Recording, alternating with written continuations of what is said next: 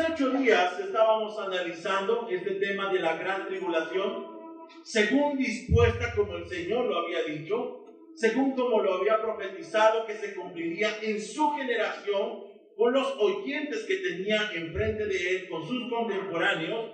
Y entonces lo único que queda por aclarar es acerca de la venida del Señor en las nubes, porque es el pasaje que nos causa intriga, es el pasaje que nos causa duda o confusión, según lo que dice Mateo capítulo 24, de los versículos 29 al 31. Estos 3 versículos los vamos a estar analizando, dispuestos en la palabra de Dios. Y cuando nosotros encontramos en primer lugar, en el versículo 29, esa primera palabra que el Señor Jesús menciona, en donde dice que inmediatamente después de estas cosas, o de esta tribulación, nosotros nos queda preguntar entonces, ¿ya sucedió? ¿Ya sucedió la venida del Señor en las nubes? ¿Nos la hemos perdido? ¿Será que entonces nosotros no hemos estado atentos o no hemos mirado adecuadamente lo que la palabra de Dios nos dice? Vamos a estar analizando este compendio que la palabra de Dios nos indica en su palabra. Padre, te pedimos que tu misericordia sea la que sobre todo nos ampare y nos dirija a toda verdad, que nuestro espíritu está sujeto a tu espíritu y que podamos nosotros, Señor, sentir la revelación en nuestras vidas y comprenderla para llegar, Señor, a una vida correcta, cristiana, dispuesta en ti. Te pedimos que nos hables, lo rogamos en el nombre de Jesús.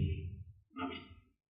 En primer lugar, lo que tenemos que decir cuando tratamos de entender correctamente este pasaje es que habla en lenguaje profético.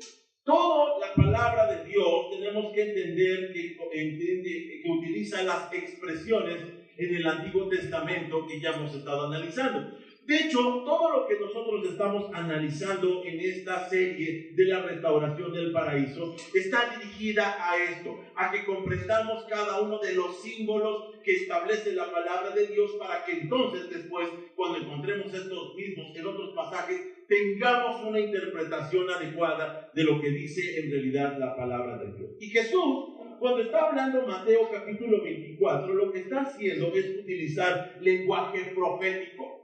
Es decir, el lenguaje que utilizaban los profetas en el Antiguo Testamento. Recordando que la Escritura interpreta la Escritura, tenemos que darnos cuenta entonces cómo está dispuesto lo que está diciendo el Señor Jesús. Ya hago mención entonces de lo que el versículo 29 dice al respecto. Inmediatamente después de la angustia de esos días, el sol se oscurecerá, la luna no dará su luz, las estrellas caerán del cielo y los poderes de los cielos serán sacudidos. Según lo que la palabra de Dios nos dice, es que las estrellas, el sol y la luna fueron utilizados estos símbolos para simbolizar a los gobernantes como autoridades terrenales. Es decir, que todo aquello que está dispuesto en la palabra de Dios cuando se menciona sol, lunas y estrellas tienen un símbolo y simbolizan el gobierno de este mundo que en un momento dado está depuesto cuando son destruidos. Es decir, son quitados de su dominio y entonces vienen a caer de su estado en donde estaban gobernando. Para esto voy a utilizar 4 ejemplos para que podamos nosotros ver la manifestación de este lenguaje profético. El primero de los pasajes, les invito a que lo veamos, está en Isaías capítulo 13. Isaías capítulo 13, allí en sus Biblias, versículos 9 y 10, y encontramos la narración de parte del profeta acerca de la caída de Babilonia que sucedió en el año 539 a.C. El profeta escribe en Isaías 13, versículos 9 y 10. Pues miren, el día del Señor ya viene, el día terrible de su furia y de su ira feroz. La tierra quedará desolada y con ella los pecadores serán destruidos. Los cielos se pondrán negros sobre ellos, las estrellas no darán su luz, el sol estará oscuro cuando salga y la luna no iluminará.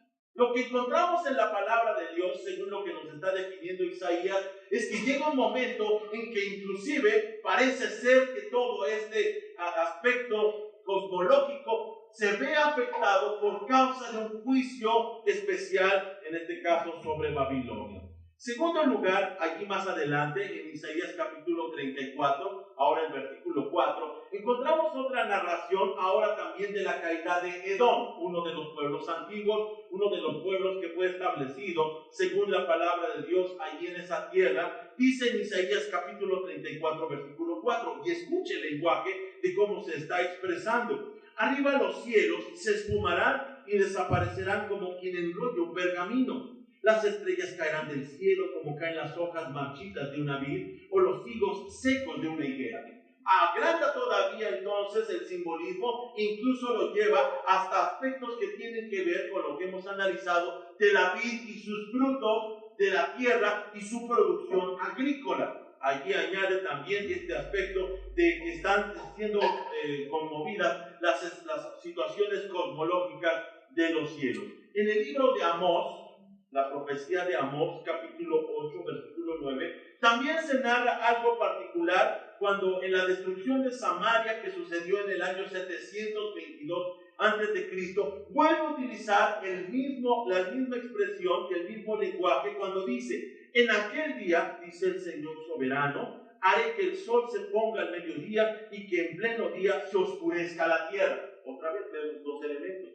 Está hablando de oscuridad, está hablando de dejar de funcionar los elementos brillantes según como había sido dispuesto por Dios. Y el último de los ejemplos está en Ezequiel. Ezequiel capítulo 32, versículos 7 y 8, cuando está hablando en este caso de la ruina de Egipto. Estamos viendo lugares definidos, con juicios definidos, y ahora Ezequiel dice en el capítulo 32, cuando yo borre tu existencia, está hablando Dios, cubriré los cielos y oscureceré las estrellas, taparé el sol con una nube y la luna no te dará su luz.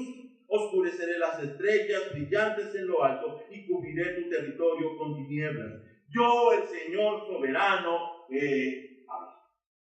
Y lo que podemos alcanzar a ver, según lo que está escrito en la palabra de Dios, es que ninguno de los casos resultó en destrucción cosmológica. El sol sigue funcionando, la luna sigue todavía brillando en las noches, las estrellas todavía están en los cielos. Lo cual nos indica entonces que no podíamos tomar literal como destruidos estos elementos, sino que simbolizaban tiempos de juicio sobre cada uno de los pueblos. Esto nos indica entonces que aquel malentendido en donde el dispensacionalismo nos enseña que en un momento dado empezará a haber conmoción en lunas de sangre, en sol apagado y estrellas cayendo, no es literal. Es un lenguaje profético que utiliza el Señor, como todos los profetas, para hablar de la finalización de la nación israelita y su influencia. Cuando en Mateo 24 está hablando el Señor Jesús, al igual como sucedió con los demás profetas, está entonces hablando de que todos esos elementos de gobierno y de influencia que ahora también tenía el pueblo de Israel, iban a terminar. Y esto terminaría con la destrucción de Jerusalén y con la destrucción del templo. El Señor Jesús entonces está hablando como sucedía en el Antiguo Testamento con este lenguaje profético. Así que lo que primero entendemos cuando nosotros vemos esta parte de la palabra de Dios, cuando dice que hay conmoción en los astros, es que no podemos entenderlo literalmente, sino que simbolizan un momento de juicio, en este caso dirigido a la ciudad o al pueblo de Israel, a la ciudad de Jerusalén.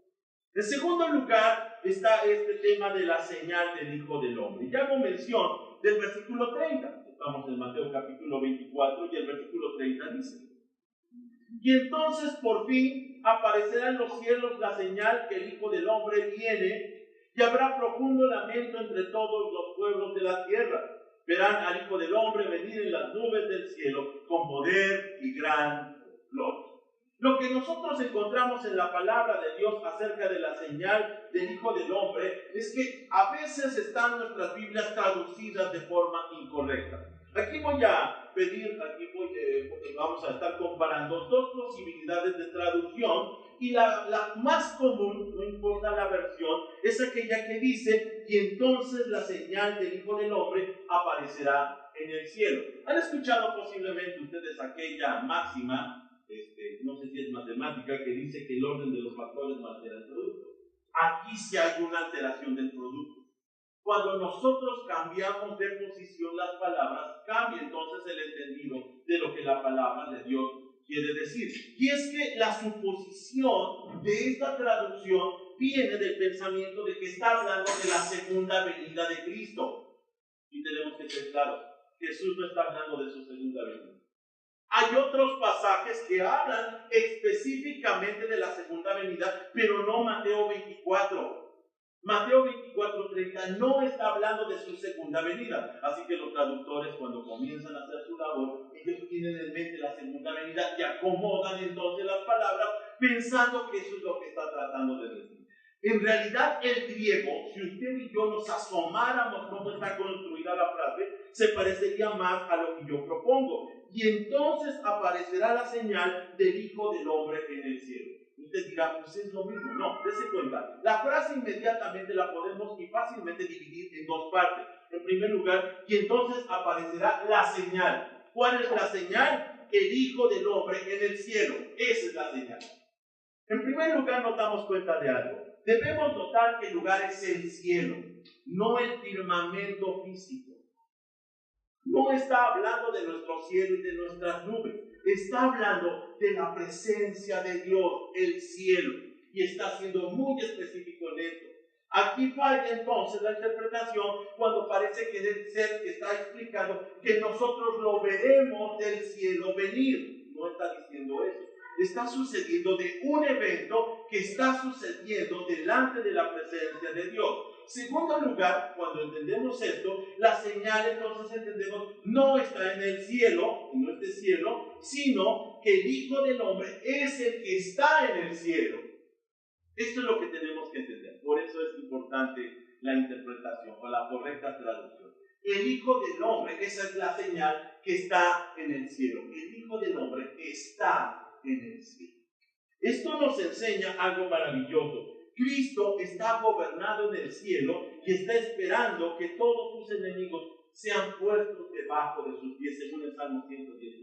Es decir, lo que está sucediendo es un cuadro maravilloso que nos enseña que el Señor Jesús, después de la ascensión, ha llegado a su trono y entonces desde allí comienza a ver el gobierno del reino que fue establecido al momento de su coronación.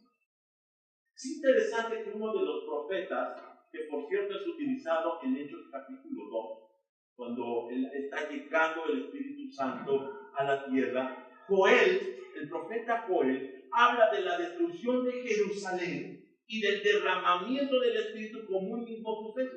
Escuche lo que dice Joel, capítulo 2, versículos 28 al 32.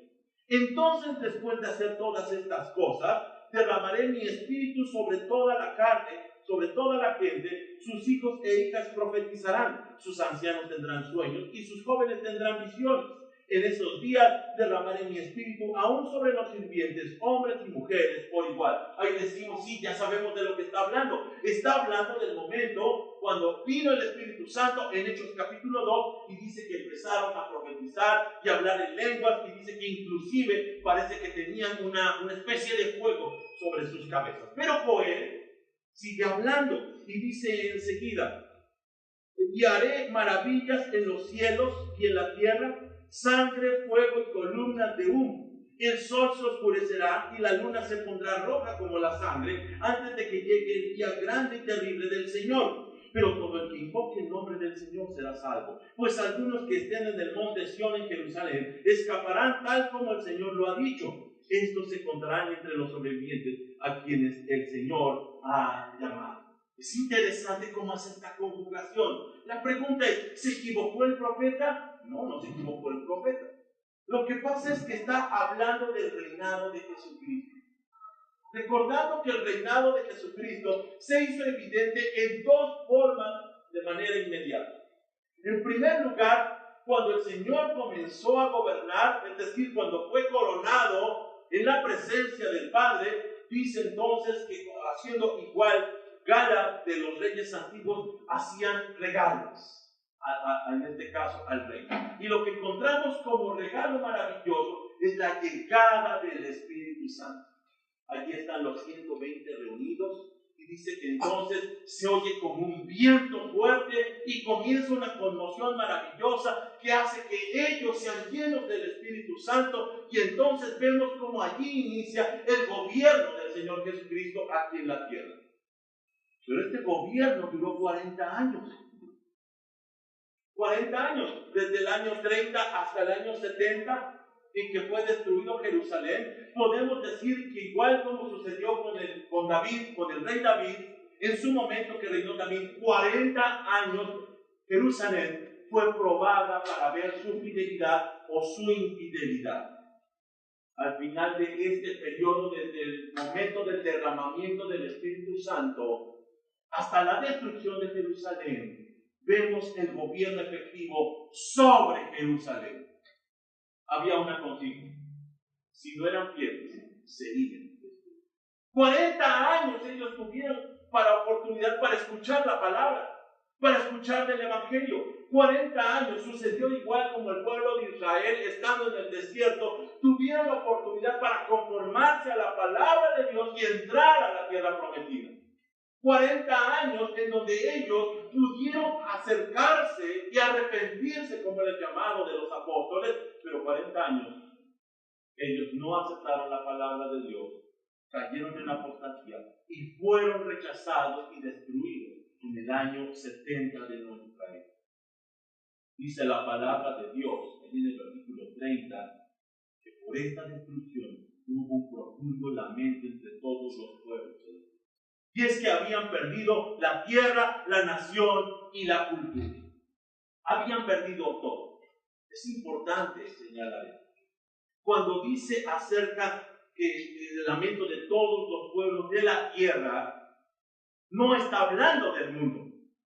No está hablando de toda la tierra, sino está hablando específicamente de la tierra de Israel. Aquí uno de los elementos que hemos estudiado. La viña del Señor, la tierra del Señor, el Edén vuelto a restaurar, cuando no se cumple con su pacto y con su mandato, es destruida. ¿Cuál tierra? Esa tierra de Israel. No está hablando de un evento que tiene que incluir a los gentiles o a los demás pueblos. No está hablando de eso. Estaba hablando específicamente de la tierra, Haaretz. En este caso el término, la tierra de Israel, la tierra que había sido la viña del Señor, que ahora es como.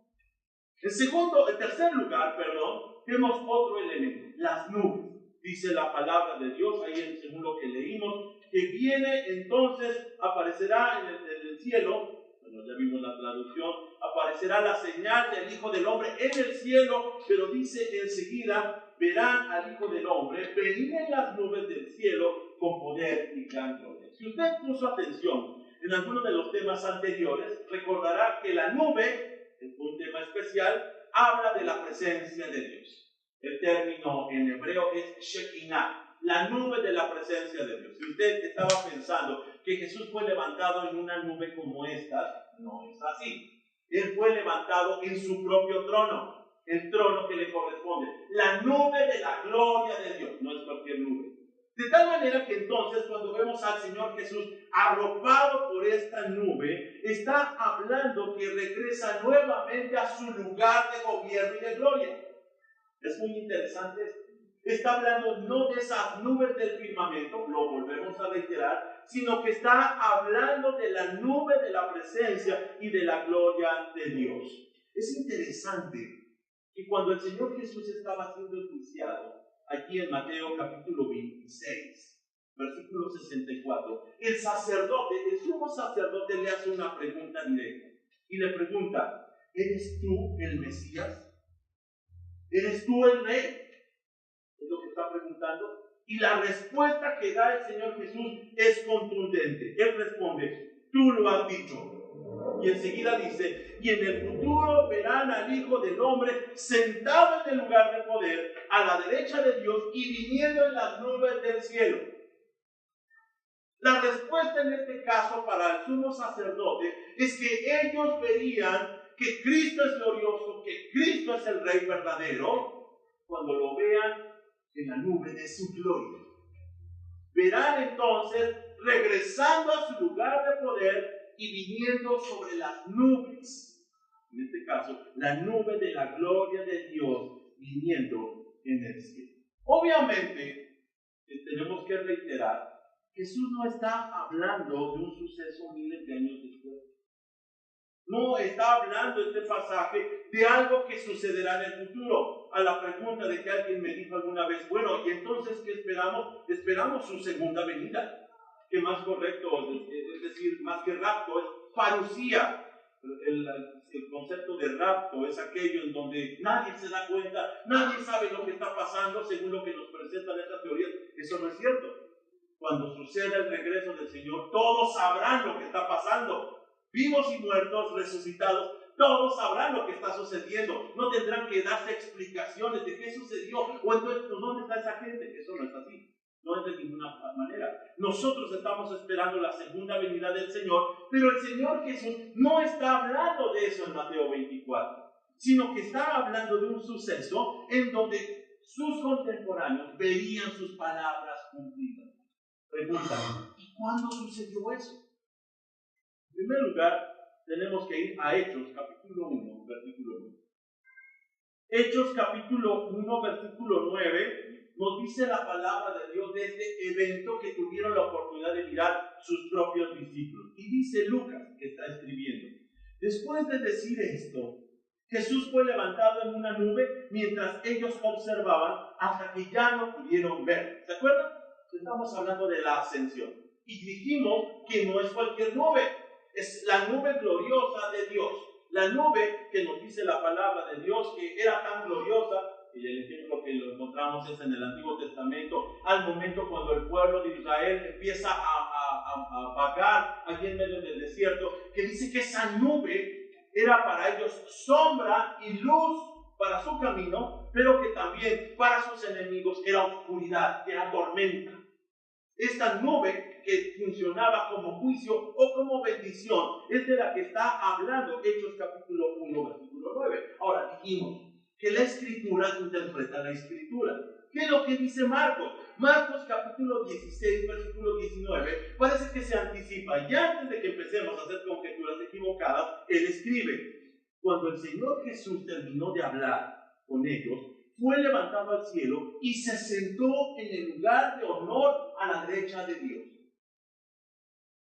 Está hablando de su coronación, sentado en el lugar de honor a la derecha de Dios. Lo que nos indica entonces la palabra de Dios es que los discípulos observaron una parte de lo que Daniel describió que sucedió después en el cielo. Vamos a nuestras Biblias, a Daniel capítulo 7, versículos 13 y 14. Daniel capítulo 7, versículos 13 y 14. Y es interesante entonces esta unión de ideas que están sucediéndose allí cuando nosotros leemos Daniel. Dice el profeta, mientras continuó mi visión esa noche, vi a alguien parecido a un hijo de hombre descender con las nubes del cielo. Se acercó al anciano y lo llevaron ante su presencia. Se le dio autoridad, honra y soberanía sobre todas las naciones del mundo para que lo obedecieran los de toda raza, nación y lengua. Su gobierno es eterno, no tendrá fin, su reino jamás será destruido. Y lo que está describiendo Daniel es inmediatamente lo que está sucediendo después de la ascensión y que los discípulos simplemente dejaron de ver porque no podían mirar del otro lado, y Daniel lo sigue describiendo, que esa misma nube que levantó al Señor Jesús lo lleva hasta el anciano, y el anciano, que es el Padre, dice que lo corona y le da dominio y control sobre todas las cosas. De eso está hablando Mateo 24. Está hablando de un evento de coronación maravilloso en donde el reino es entregado a Jesucristo y comienza a gobernar. Y comienza a reinar de manera maravillosa, de tal manera que una de las señales de que Cristo estaba gobernando es que se cumplieran sus palabras. Y había hecho muchas promesas, pero había hecho en particular dos importantes. Yo estaré con ustedes todos los días hasta el fin del mundo. Y llega la venida del Espíritu Santo y no se va. y permanece hasta nuestros días. Y se acerca hasta nosotros y nos infunde valor y nos infunde fuerza. Es una realidad. El Señor está entre nosotros. Pero en segundo lugar, había dicho que de no haber cambio en esa nación de Israel, sería destruida. Y tal cual sucedió, el templo fue derruido, la nación fue destruida y tuvieron que decir que efectivamente Jesús es rey.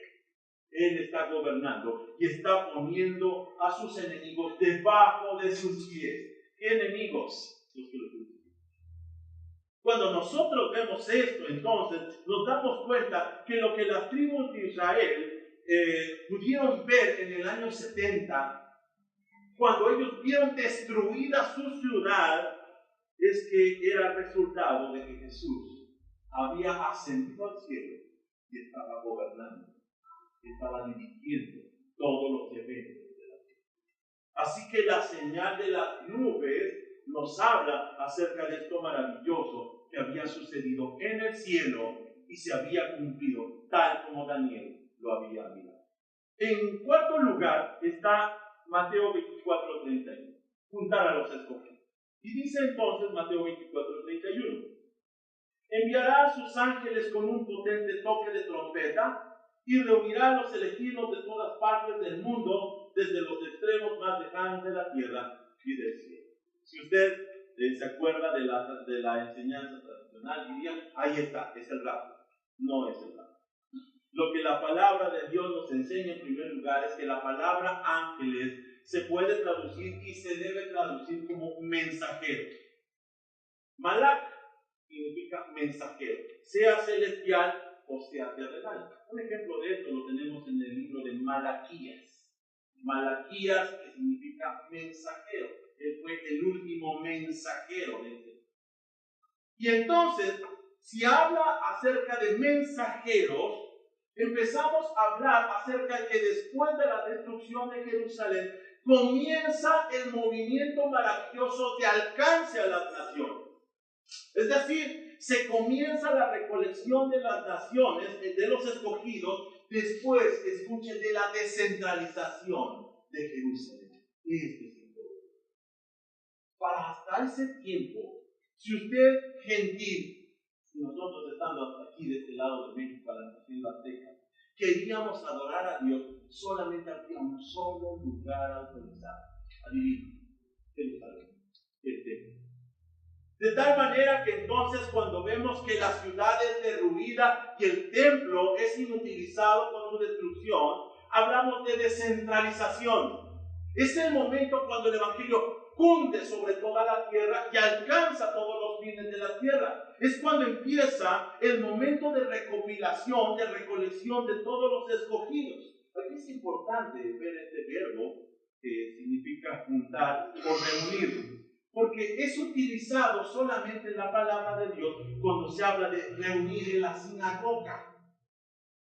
Es con ese término. La sinagoga fue creada allí en el exilio. Como ya también no tenían templo, los judíos simplemente empezaron a reunirse en pequeños grupos con tal de seguir estudiando y no perder la fe. Otra vez, cuando se habla de sinagoga, es que ya no hay templo.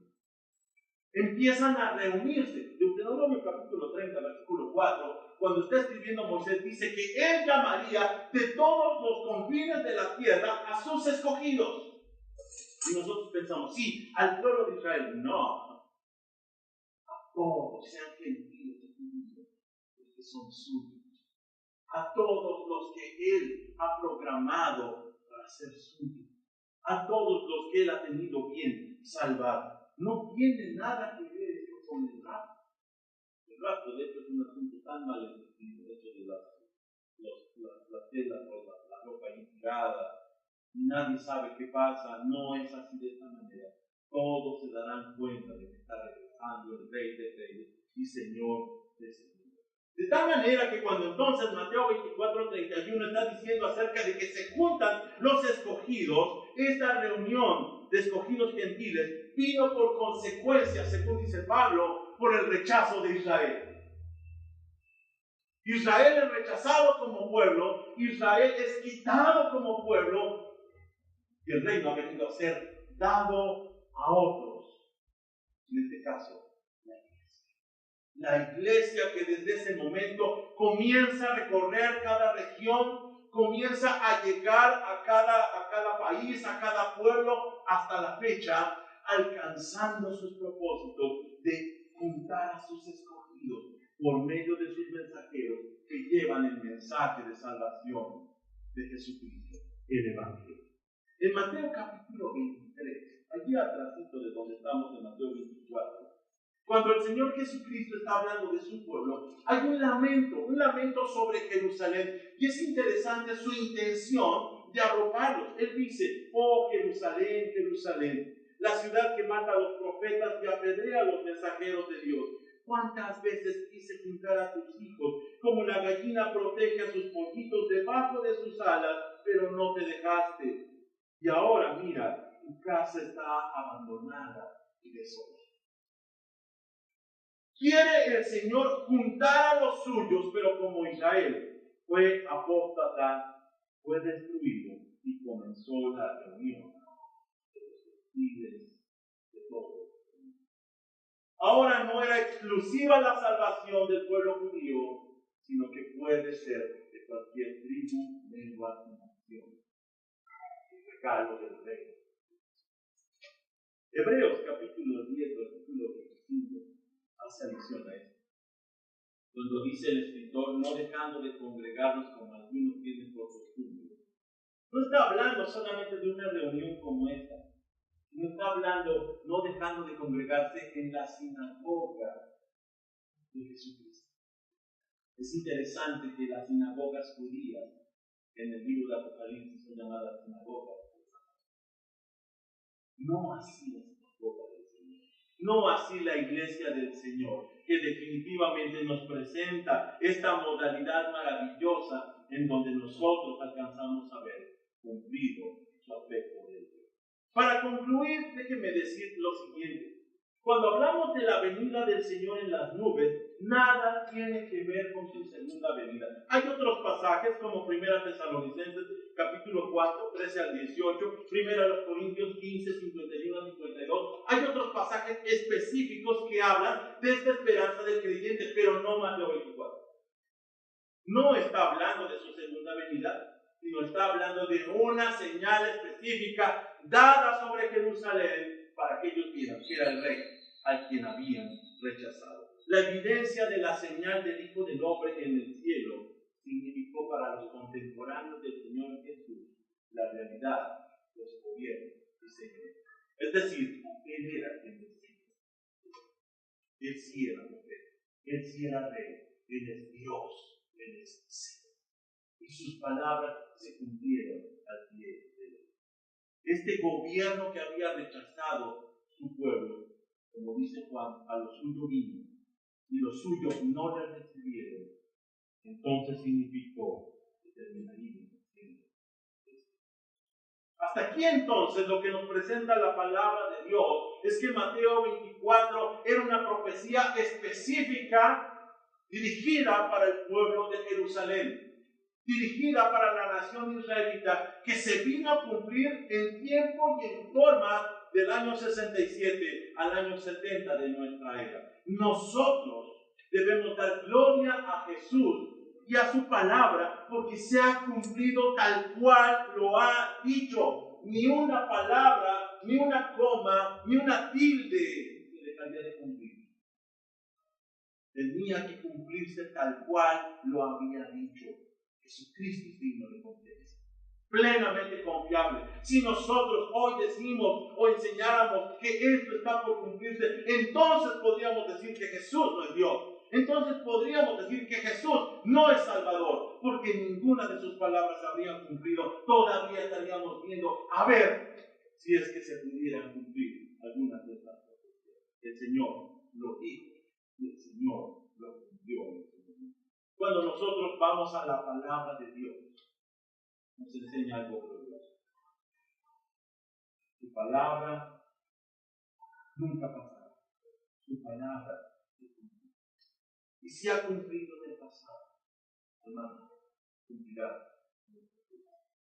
La iglesia hoy debe de estar expectante no a las señales de este mundo ni a las noticias de este mundo. Que si surge una guerra, que si surge un evento cósmico, que si surge una situación social o cultural, aquí no deben de estar puestos nuestros ojos, porque nadie sabe el día ni la hora. Nuestros ojos deben de estar puestos en el trabajo del Evangelio, alcanzando las naciones, hasta que todos los enemigos de Jesús sean puestos debajo.